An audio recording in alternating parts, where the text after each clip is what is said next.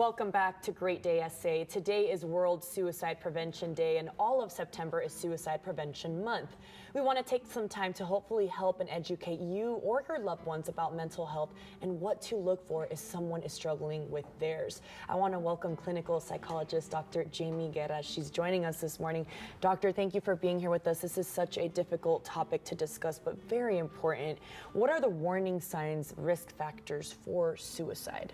Right, so when we're talking about risk factors for suicide, we want to look at what the person is talking about, but also try to pay attention to changes in their behavior and mood. So if somebody has had a history of suicide, that is the hugest risk factor. They will be talking about their plans for suicide. Oftentimes this will sound like helplessness or hopelessness, so this person might actually say, I just feel like such a burden to everybody. They are not going to want to show up to family events, but if they do, they're going to be saying their goodbyes or giving away some possessions, and those are things that you really want to look out for.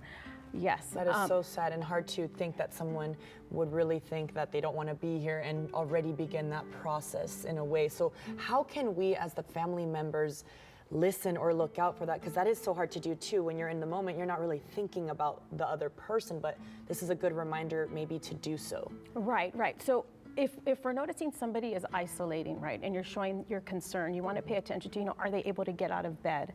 Are they getting up and paying attention to their hygiene? Are they having difficulty sleeping? If you are going to approach somebody with that, I want for anybody here watching to take home that suicide is preventable. This means that, years and years of research have shown that a lot of people who experience suicidal thoughts, it's fleeting, it's temporary. So reaching out can really make all of the difference. If you're going to approach a friend or family member, you're going to want to approach non-judgmentally. You're going to want to listen attentively and just express that concern. I'm concerned about you. I care about you. I'm here to support you.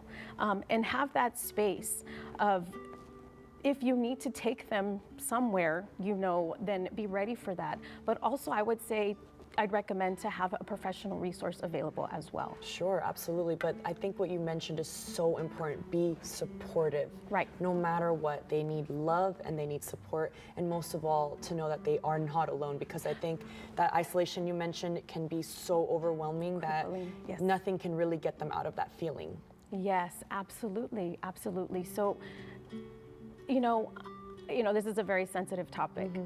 And so sometimes people will say, what do I say? How do I say that? What do I do? If you have rapport with that person, think about it. If this is a friend or family member you're really concerned about, you can just ask them, hey, I noticed you're struggling, or you haven't been at the family functions, or, I noticed, this or that when you did attend.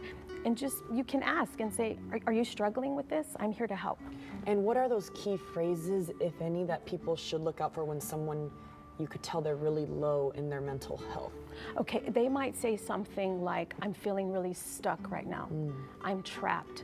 I don't really see the reason in going on in living. So when we say we notice changes in behavior and mood, we're really okay, this person isn't just not getting up and brushing their teeth. They don't want to get out of bed. They're not moving. And so when you do talk to them, it is this really sense, you can feel the energy is really, really low. Yes, really low. Definitely. And I know that we have had the phone number for the suicide prevention support line on the screen, your number as well. Are there any other resources for people who may not want to really come forward or don't want to tell their family about their thoughts? Is there anything else that they can do to help themselves even? Okay, so there's a general rule we have with mental health. If anybody is struggling with depression, because that's really what suicide falls under, it's under that umbrella of depression, is we really want them to just sort of start to get moving. So that could mean just setting the alarm clock. If you're not able to call the 988 Suicide Crisis Lifeline, so that's anonymous. You can text that number. You can call that number. You can go on your laptop in your bed and chat.